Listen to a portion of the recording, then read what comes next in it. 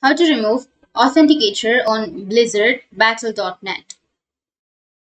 So if you want to remove the Authenticator from Blizzard on Battle.net, then you just need to simply open up a browser. Once you open up a browser, you need to go with the search, and under search, you need to search for Blizzard or Battle.net and go with the login page. And under the login page of your Battle.net, you just need to simply go with the can't login. Click on can't login, and here you will have an option of remove my authenticator. Click on remove my authenticator, and it will ask you to enter the email or phone number. So enter your email or phone number and then go with continue, and it will take you to the next kind of interface where you just need to simply choose SMS as your security check, and you will receive the SMS or the code to the mobile number. So you just need to simply enter the code, and once you enter the code, you can go with continue and you can enter your password.